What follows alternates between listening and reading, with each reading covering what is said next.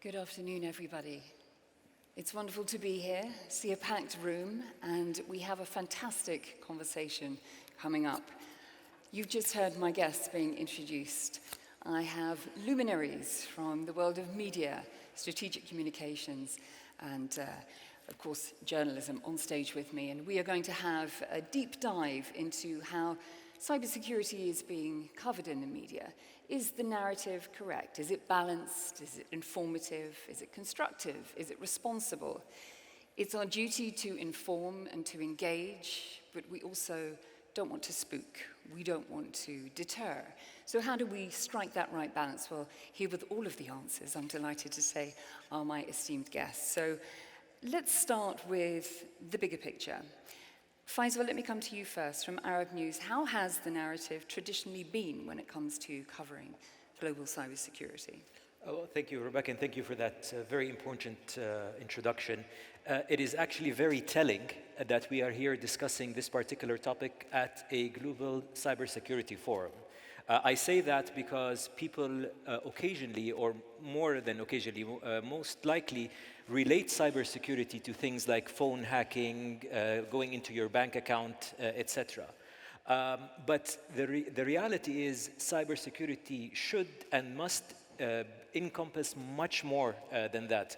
We are living in an era which we have, as a humanity, we've not experienced this before, where every person on the planet, provided they have Wi-Fi or internet connection, can disseminate and receive information at the same time.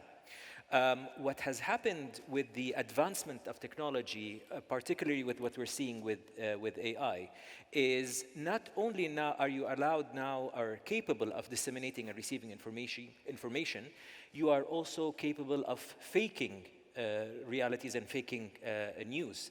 And if you think this is not related to cybersecurity, then you are wrong, because just look at some of the world events that have happened as a direct result of fake news spreading. I can name so many incidents. I don't want to get very political, so I'm going to name a non-political one, which is what we all know as the Pizzagate in 2016 in the United States, where somebody posted fake news that there is a child exploitation ring being used, children being exploited in a pizzeria, and somebody ended up taking a gun and shooting everybody, and it was a completely fake news story. I'm going to end with 3 figures on why cybersecurity should include media, and to make it easier for everybody to remember, just remember 80, 70, 60. According to the Arab Youth Survey, 80% of Arab youth get their information from social media. According to a recent study by MIT, 70% of people are more likely to retweet or repost fake news. 60%, according to the Edelman Trust Barometer, now no longer trust journalists and believe they are misleading. The conclusion is we are heading in a direction where we will no longer be able to tell what is true from what is fake. And this, I believe, is at the heart of what cybersecurity should be.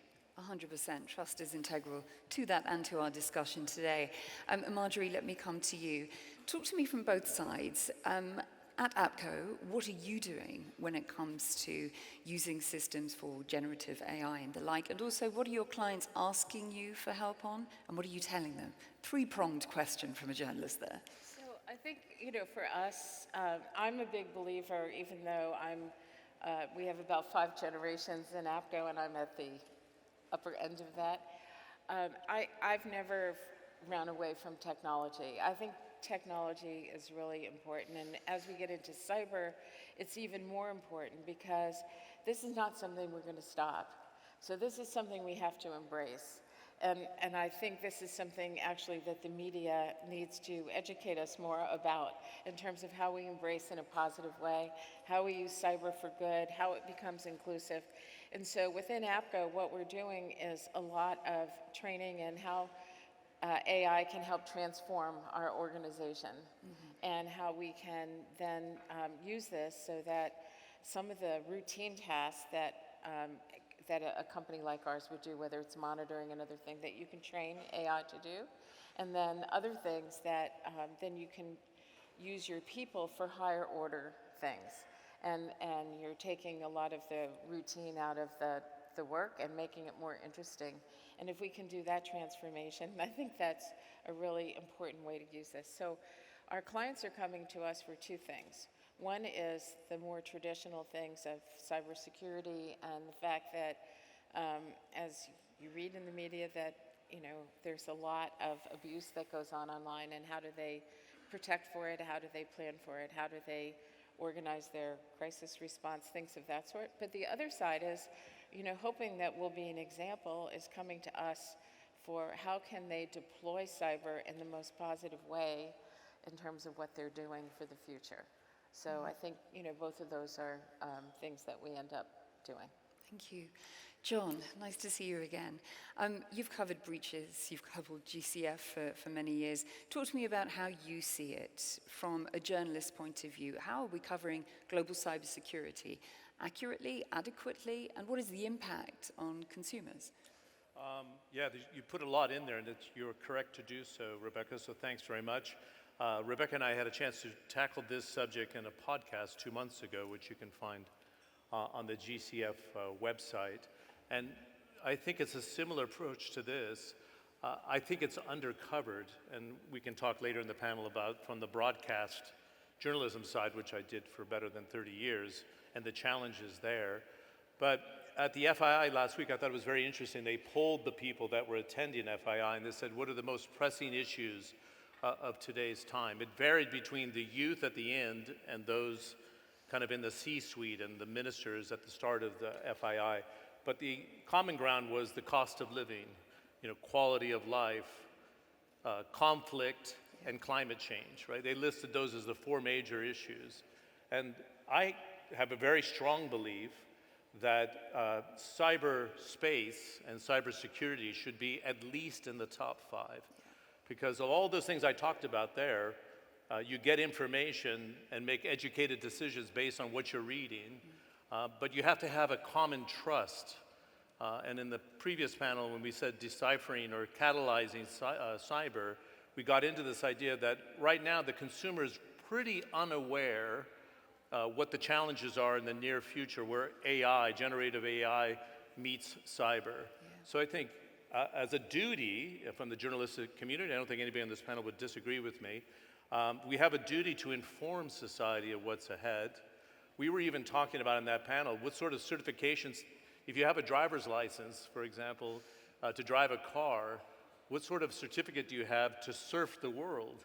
Because it's going to be a much more complex world in which to navigate. So we have a challenge now because of not AI, but algorithms, that we have people in different echo chambers not believing what is real news versus fake news, right? And that's a big challenge today. But I think, and this is a personal viewpoint, that cybersecurity should be in the top 3 subjects of our time because it's moving quickly. So right now we're lucky that governments like Saudi Arabia and others that we've talked to that are participating in the GCF take the challenge very seriously. We rely on the private sector to continue to innovate and invest and take care of society, but it's going to be much more challenging in the future. The numbers indicate it. So we're looking at least $2 trillion of lost commerce. In the last year, it's growing by 35 to 40% a year. That should get everybody's attention. But I think when consumers cannot trust what they have on technology platforms, whether it's their banking app or a B2B system or an e-commerce site like an Amazon, because you're worried about a transaction, it's when we have as a responsibility as journalists in media, strategic communications group, to educate society. So I think we should start there. The GCF and the Institute is a great place to start that journey. But I think we need to go into the next layer here where consumers have a greater awareness, and how do we tell those stories so they understand it. Massimo, how do we tell these stories? We have a responsibility, we need to heighten awareness, we need to inform. How do we best do that in a balanced way? Yeah, that's a good question. Oh, it's my mic, yeah. So I think there's probably 6 things which help us do that. One of those things is fairly basic, and that's to fact check and verify. it sounds obvious and it's very core to all journalism, but especially with cybersecurity, I think it's even more important. Number two is to get experts involved, as many experts as we can, have that expert opinion across all coverage of cyberspace and cybersecurity, trying to educate, which John touched on, trying to educate a community who isn't perhaps as, well, I don't think many people are as savvy as they need to be in the cybersecurity game and consuming that news. So I think the more education and digital literacy that we can give people, the better they will be. Constantly reminding people of best practices, whether that's with passwords or whether that's with banking. My mother is 80 years old and she's quite savvy with digital and things like that, but she still sometimes, contacts me whenever something comes through. She gets an email and she's not sure about it. Sometimes it's from me and she's asking, did you really send me this? I was like, yes. I don't need any money, but, and avoiding sensationalism, I think, is also quite crucial. There's a temptation within all of media to hype up either the really bad or the really good. And I think that can spread fear and uncertainty across audiences when perhaps there isn't that immediate need to do that. And lastly, balance. I think reporting on the solutions and progress of cybersecurity or AI or whatever it is just as important as reporting on the problems. So those 6 aspects, I think, are ways that media can really help bring that knowledge and literacy to the audience. Talk to me, just before we go any further, about the expertise that you do have in-house.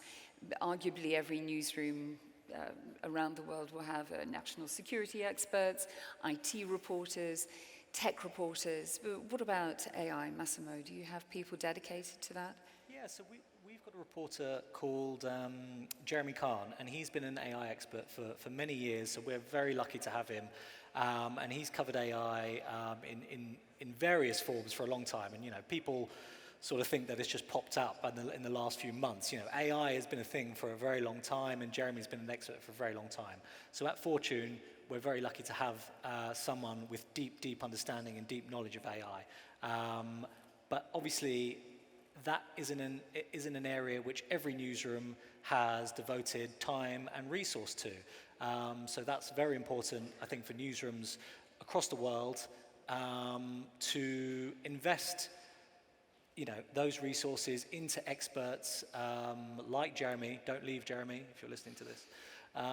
Into experts who can really deliver value for their audience for this, super important topic. Thank you. John, I'll come back to you in just a second. Faisal, take me inside your newsroom. Who is dedicated to that beat? Cybersecurity in particular.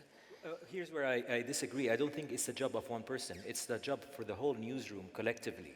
Look, let me talk about a much bigger example. A huge organization such as the BBC. They have a whole initiative called BBC Verify, which all they do is go on the internet, look for fake news and identify it. Great initiative. But let's be realistic here. This is a drop in the ocean. Okay, that is not going to be enough. There is, in fact, no newsroom in the world, no matter how much resources they have, that are capable of standing up to this thing. My point of view is as follows. What AI breaks, only AI can fix. And as we are at a global cybersecurity forum, there needs to be global action towards this. I'm not here to do fear-mongering, but this is a reality. We are currently living a war in this region. We've seen how quickly fake news spreads, and this is now just words. And this is with AI still tiptoeing. Imagine the same war in 5 years' time, when you can instantly create a fake news videos about babies being decapitated or soldiers being killed, etc. This is the stuff that starts wars, and there is no human capability to be able to identify, because these videos, in terms of sound, in terms of video, in terms of the surrounding, are so real that you cannot tell what's fake from what's new. So the only solution is a global initiative to have AI filters that can identify immediately what is real, genuine footage, which is then our job as news to reporters, but immediately label things that are manufactured by AI as manufactured by AI. John, do you want to come in on this? Sure, I'll take it from the prism of broadcasting. And I think it's a tall order, and Massimo touched on this, and so did Faisal. It's a tall order to say that somebody that covers national security should also cover cybersecurity.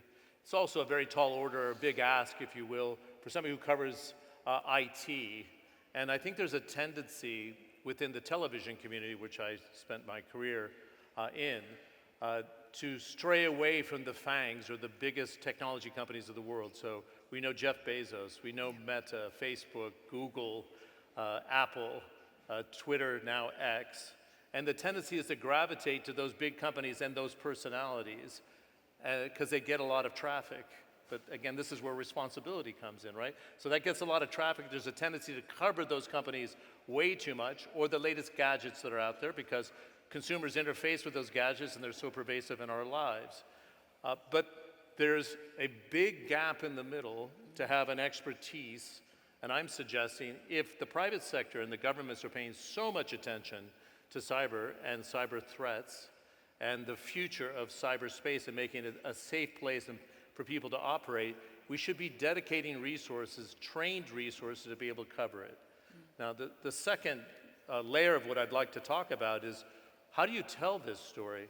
In television, and Rebecca, you have that experience as well, there are no visuals. So you say you had a hack on the air traffic landing system in Heathrow.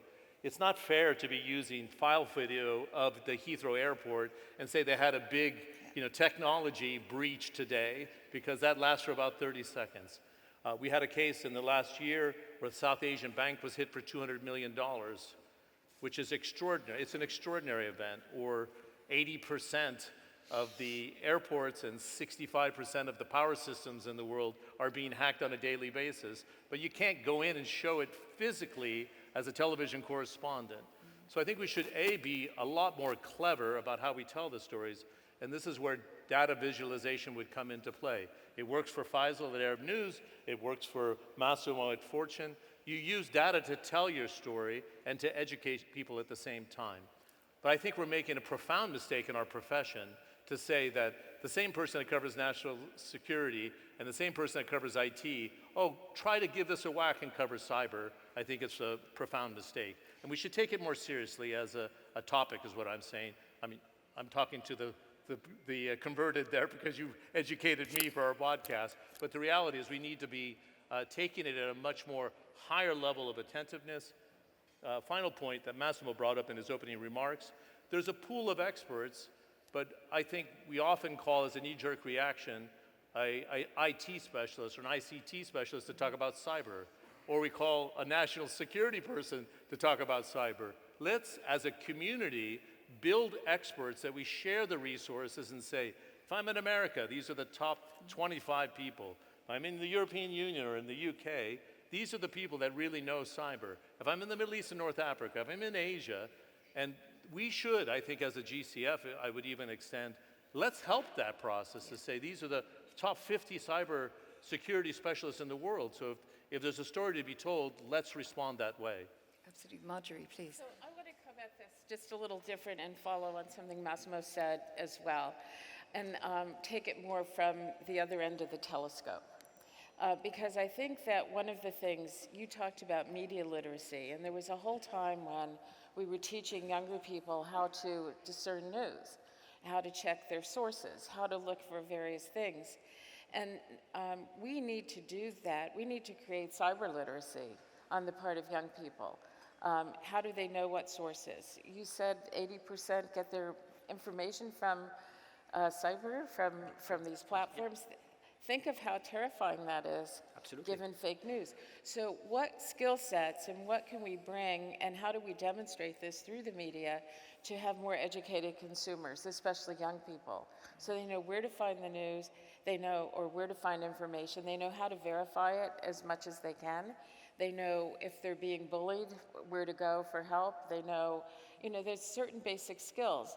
And as this cyber world kind of envelops all of us, we need to give young people the skills and older adults so that when they, it's great that your mother called you if she should open the email. I wonder how many other people would call if they're getting an email like that, they would open it and they would be subject to all kinds of scams. So I think that's one of the things the media could do, is to help us all understand better how to consume what it is that we're getting. I think one other thing that the media could do is also focus on some of the positive uses of cyber and the way in which we are using it to become more, to have more equity in society, or to give people access to education and things of that sort. And it tends to be that, good news doesn't get covered as well as difficult things. It's And so, interesting. yeah. Thank you, Marjorie. Well, Faisal, let me pick up on that with you in terms of the positive aspects, the good news stories rather than the scary headlines, let's say. The media arguably has a responsibility, of course, to be balanced, but is one overshadowing the other? The urgent is crowding out the other important stories that should be told, but aren't as much.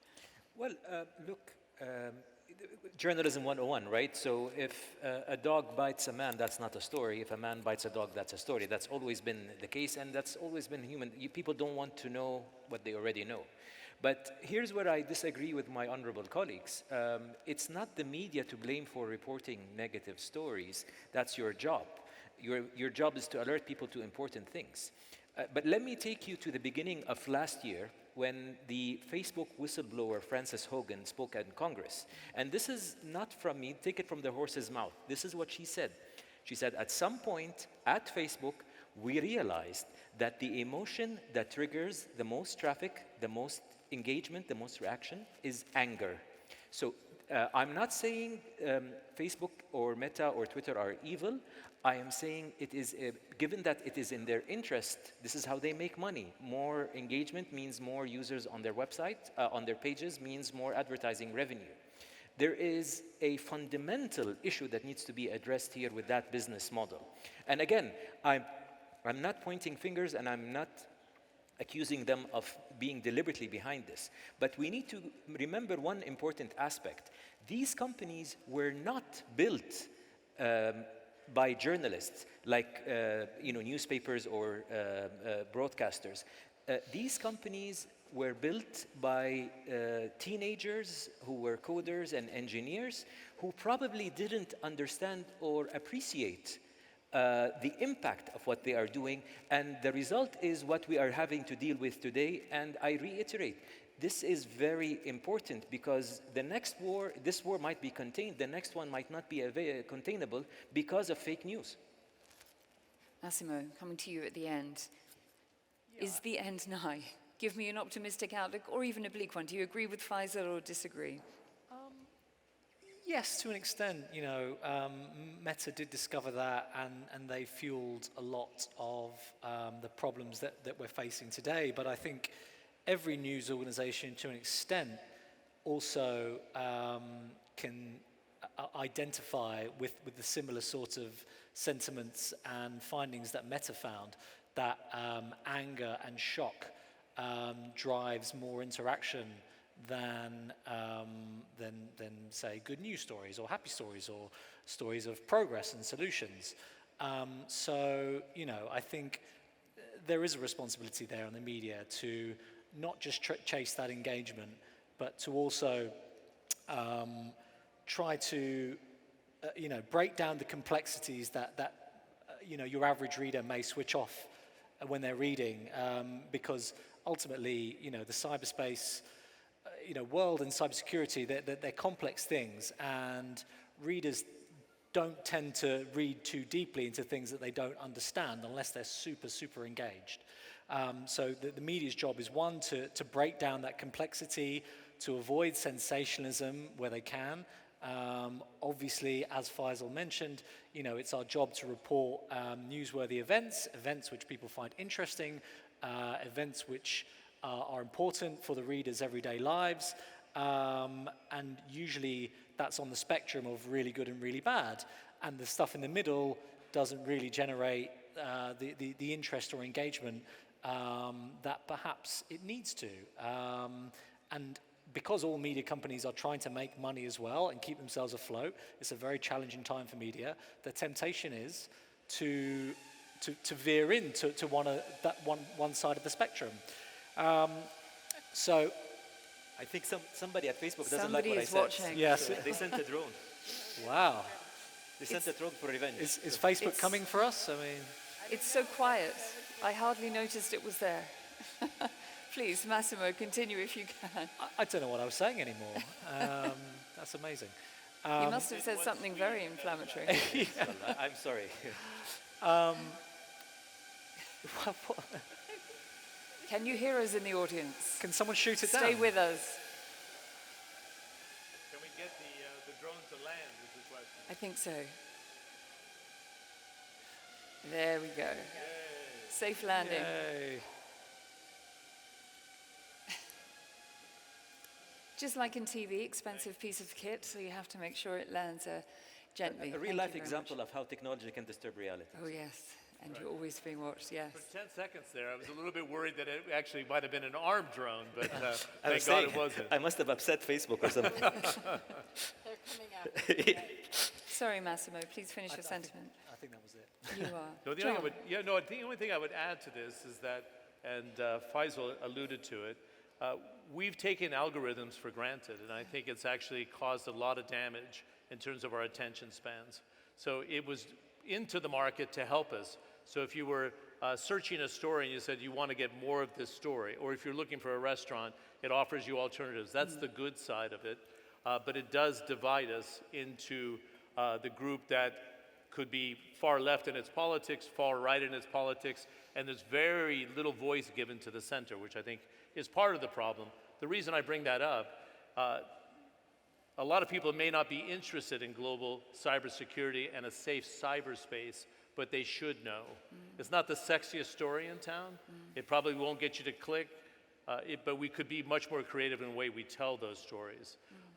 In a 24-hour news cycle, Rebecca knows this, if it's a major breach and it was news, as Faisal was suggesting, you do need to cover it. So if there's a major breach in the world, our role was to inform, because it was a who's, what, where, when, and why. It was big enough. It affected enough people. It threatened our water supply. Our power system went down, right? It could have been contamination in your local drinking waters, as just examples of what we've seen. A major data breach where people's private data were breached and went into public. We need to inform it, but we need a much deeper knowledge of the sector to be able to inform people correctly, is my view on this. We should go deep, not quick. And usually if you're in a 24-hour news cycle, we'd have a conference call. What are the major stories? Oh, I saw there was a breach on the water system in Australia. It almost killed, 50,000 people, but they were able to detect it. But let's give it 30 seconds, and then it's gone. There was a Northern Ireland police breach of data, which was a huge story in the UK, but they didn't have the visuals to tell it, so it lasted for a 24-hour news cycle, but it was the data that goes back 20 years, and it risked lives of those police officers and detectives. So it shows the vulnerabilities of the systems. I don't think we should be so flippant in our coverage going forward, is my premise here. Thank you. Marjorie, and I'll ask all of my esteemed panelists the same question as we conclude. In terms of the theme of GCF 2023, our shared priorities in cyberspace, when it comes to advocacy, strategic communications, what is the most important shared priority that we should all have? Marjorie, what would you say? I think the shared priority is to try to bring multi-sectors, the way we're doing it here at GCF, together to come up with belts and suspenders frameworks for solutions of how we can deploy the benefits of cyber with the right frameworks so that the abuses are limited. There are always going to be abuses, and we have to try to keep one step. But if we don't do, what Faisal was saying about engaging with the corporate side, and if we don't improve the coverage of how we expand the knowledge about cyber, we're going to end up in a place where this gets so far ahead of us. People are already afraid, and if we feed into that fear, we will never take the full advantage of what cyber has to offer us. So getting this right is really important. Thank you. Faisal, getting this right is very important. When will we get there? Well, we need to start with education, education, education. It is mind-boggling. It is unthinkable that we give iPads to 3-year-olds and 4-year-olds, and we don't monitor the content that they are watching. To use the metaphor that John used, this is the equivalent of giving a 4-year-old keys to a car without a driving license and without brakes. So, and then we complain when the car jumps off a cliff. There needs to be literacy from a very young age. There needs to be a serious conversation with tech companies to what are we being exposed to. And there needs to be a global initiative to immediately identify what is genuine and what is manufactured by AI, because as I said in my opening remarks, the line is going to become very, very blurry in the very near future. John, a global initiative much needed. Okay, number one, I think, and we've addressed this at different sessions, I think it's extremely important from a policy perspective, and this even trickles into the media, that we are inclusive across the board. So I would say inclusive for the global south. So we can use 2 examples of the COVID-19 pandemic when there was hoarding taking place and it was every government for themselves until about 9 months into it. And then the global south became part of the equation. So it's very important because cyber has no boundaries. We've talked about it. It does cross borders. What happens in the global south, what would happen in Africa would also make the GCC quite vulnerable because they have great connectivity. So we should be aware of that. When it comes to climate, it's very difficult to try to build a consensus of 190 plus countries. But when it comes to cyber, and we've heard the collaboration on previous panels, we see collaboration on a regional basis in Asia. We see it in the GCC, and it was articulated, it should extend to the Middle East and North Africa. We see it in the Americas collaboration. How do we make that global collaboration to have the sharing of best practices, the data is where it's comfortable to protect your sovereignty. And then I think the third leg of this, and this is why I'm very proud to be involved with the Global Cybersecurity Forum, we have 2 elephants in the room, it's US and China. They compete fiercely when it comes to technology, and they're competing fiercely when it comes to data. We need a center for cybersecurity that is an equal broker that can go east and it can go west. It tilts north and it tilts south. It can be a unifier. So I think there's an opportunity in the cyberspace. I think there's an opportunity when it comes to the regional conflict where the kingdom can serve a role to be a unifier, to find solutions, to allow a safe space to deal with cybersecurity. And I think that's our shared responsibility at GCF 2023.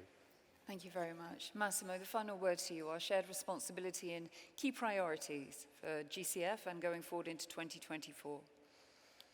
Yeah, I think, as I said before, I think imparting digital literacy on the audience is probably the key thing, because, and that's a difficult task because you can take a horse to water, but you can't make a drink. So, as much as we try to, educate and inform and bring the most important news to the audience, it's difficult to make them consume something that they perhaps don't understand or don't have an interest in. So that's, I think, the key challenge, which is not just on one organization to overcome. It's got to be a combined effort from governments, from media, from tech companies, a very collaborative effort to bring this very important attention or very important topic to the audience and make them interested in what needs to be known. Thank you very much. And on that collaborative note, that optimistic note, we shall have to wrap up proceedings. But those are your GCF headlines, ladies and gentlemen. For this panel discussion, please join me in thanking my esteemed guests for their contribution to our forum today.